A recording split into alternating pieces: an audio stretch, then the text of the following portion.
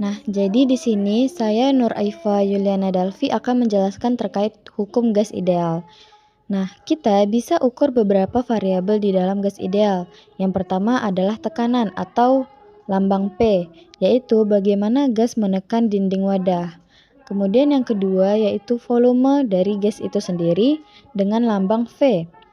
Kemudian yang ketiga adalah suhu dari gas dengan lambang T. Tiga hal ini bisa kita ukur dan ternyata ketiganya memiliki hubungan satu sama lain yang dikaitkan dengan tiga hukum gas. Yang pertama adalah hukum Boyle, yaitu di mana jika suhu gas yang berada dalam bejana tertutup, yaitu tidak bocor dijaga tetap, artinya suhunya konstan, maka tekanan gas berbanding terbalik dengan volumenya.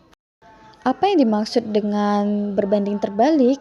Jadi maksudnya itu ketika tekanan gasnya ini meningkat, justru volumenya menurun. Dan malah ketika tekanan gasnya menurun, volumenya meningkat pada suhu yang konstan. Jadi suhunya ini harus konstan atau tetap dulu, maka hukum Boyle ini baru berlaku. Secara matematis, hukum persamaan Boyle ini dapat ditulis dengan P1 V1 sama dengan P2 V2 dengan syarat suhu gasnya ini konstan atau tetap dan dalam bejana yang tertutup atau tidak bocor. Dari persamaan ini kita tahu bahwa P dan V itu berbanding terbalik. Ketika P ini menurun untuk menyamakan dengan ruas kanan, maka volumenya harus meningkat. Nah, begitu pula dengan sebaliknya, ketika P-nya ini meningkat menyeimbangkan dengan ruas kiri, maka volumenya harus menurun. Saya akan memberikan contoh penjelasan melalui ilustrasi berikut ini. Jadi misalkan di sini saya ada wadah, terus ada piston juga yang bisa bergerak. Nah, di sini kita lihat ketika dia mempunyai suatu volume, maka dia mempunyai tekanan. Tekanan ini didapat dari mana? Yaitu dari partikel gas yang bertumbukan satu sama lain. Nah, kemudian apa yang terjadi jika saya membuat piston ini menurun ke bawah? Nah, apabila itu terjadi, maka yang terjadi adalah volumenya menurun atau mengecil. Kemudian apa yang terjadi dengan partikel-partikelnya? Nah, karena semakin sempit, maka partikel-partikel ini akan semakin sering bertumbukan dengan dinding wadah yang menyebabkan tekanannya menjadi meningkat. Jadi itulah contoh ilustrasi dari hukum Boyle ini. Kemudian lanjut ke hukum yang kedua, yaitu adalah hukum Charles. Itu jika tekanan gas yang berada dalam bejana tertutup atau tidak bocor dijaga tetap, artinya tekanannya ini konstan, maka volume gas sebanding dengan suhu mutlaknya. Artinya ketika volumenya ini meningkat, maka suhunya meningkat. Begitu pula dengan sebaliknya. Ketika volumenya ini menurun, maka suhunya juga ikut menurun. Jadi rumus dari hukum Charles ini adalah V1 per T1 sama dengan V2 per T2, di mana V ini adalah volume dan T adalah suhu. Nah, di sini bisa kita lihat bahwa ketika volumenya ini meningkat, maka suhunya juga harus meningkat. Begitu pula apabila volumenya ini menurun, maka suhunya menurun. Nah, akan saya jelaskan juga melalui ilustrasi.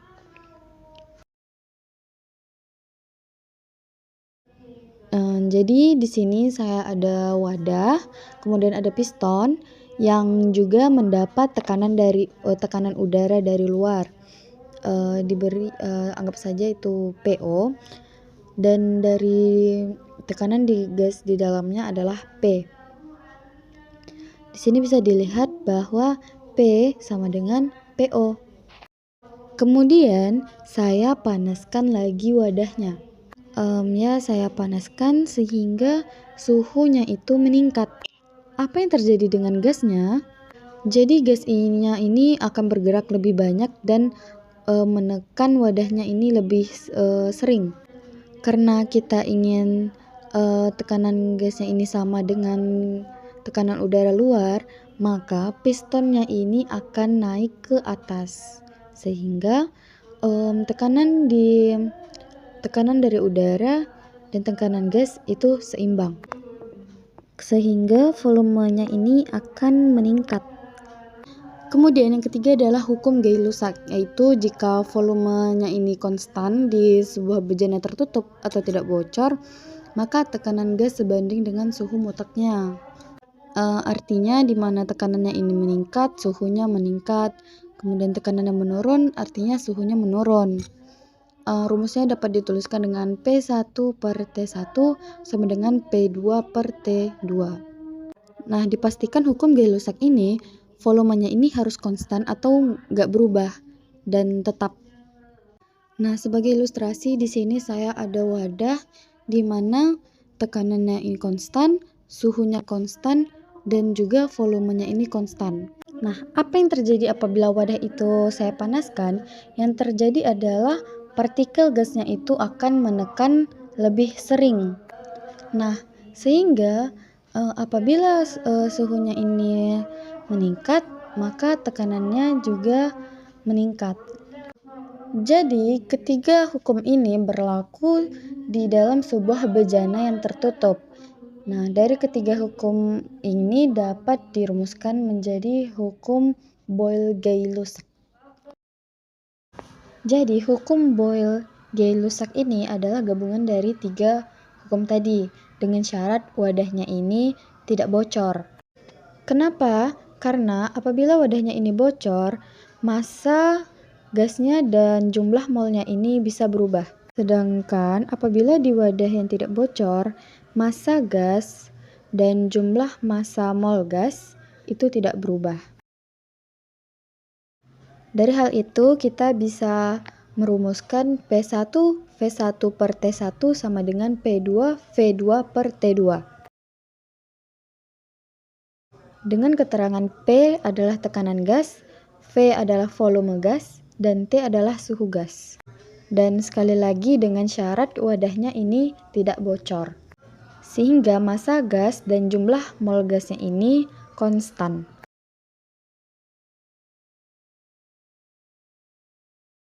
Lalu bagaimana jika wadahnya ini bocor? Maka muncullah persamaan gas ideal, di mana persamaan ini bisa dilakukan apabila wadahnya ini bocor ataupun tidak bocor. Begitu pula apabila masanya ini konstan ataupun tidak konstan. Dari rumus diketahui bahwa P, V, dan T itu adalah konstan. Ternyata konstanta ini sama dengan N dikali R, di mana N ini adalah jumlah mol dan R adalah ketetapan gas. Sehingga bisa kita gabungkan rumusnya PV per T sama dengan NR ini dengan menjadi PV sama dengan NRT. Di mana dengan keterangan bahwa N adalah jumlah mol gas dan R adalah tetapan gas. Nah, ternyata R ini memiliki 3 macam, tergantung dengan jenis satuan variabelnya.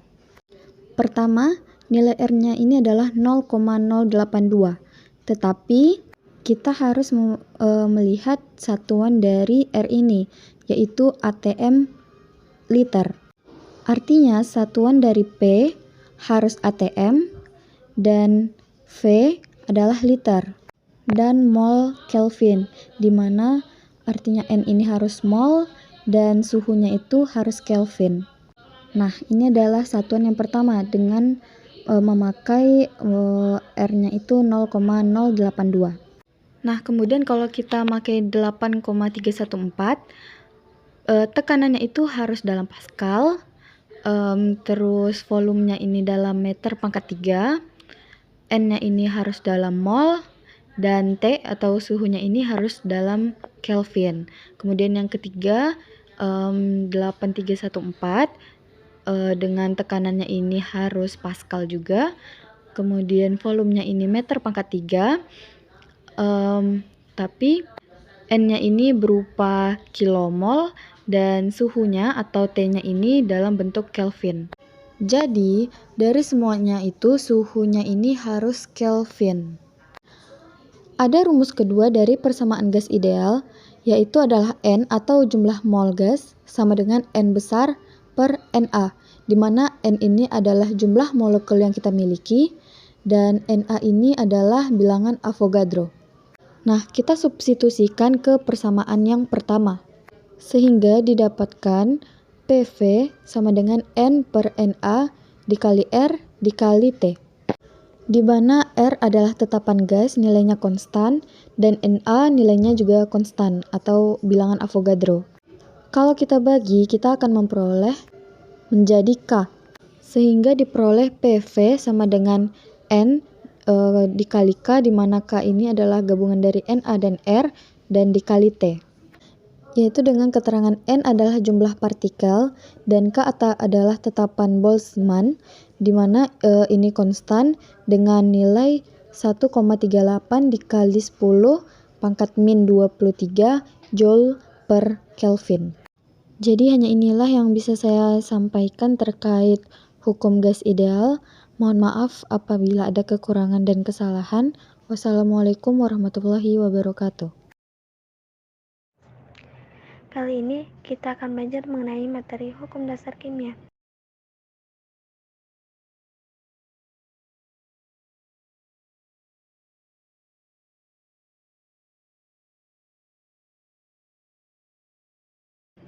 Oke guys, kita lanjut ke hukum berikutnya, yaitu hipotesis Avogadro.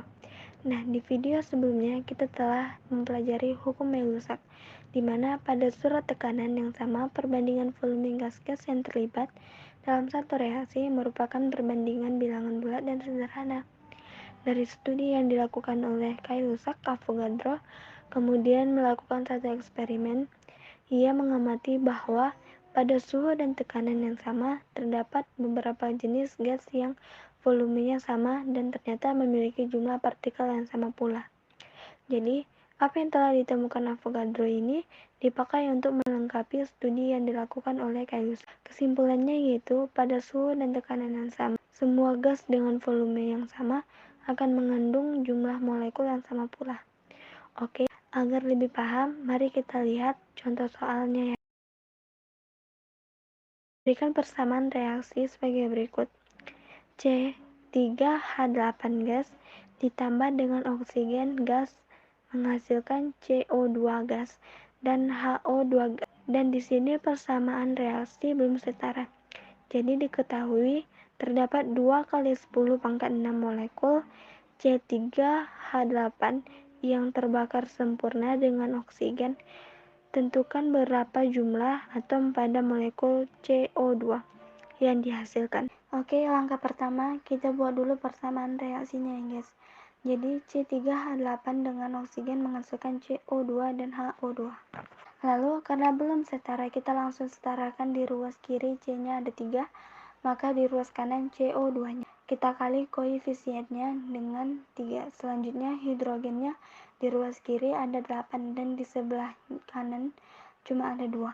Maka koefisiennya HO2-nya kita kali dengan 4. Dan yang terakhir oksigen sebelah kiri ada 2 dan di sebelah kanan ada 10 guys. Jadi koefisien oksigennya kita kali dengan 5. Sehingga kita dapatkan perbandingan koefisiennya 1 berbanding 5, berbanding 3, dan berbanding 4 senyawa.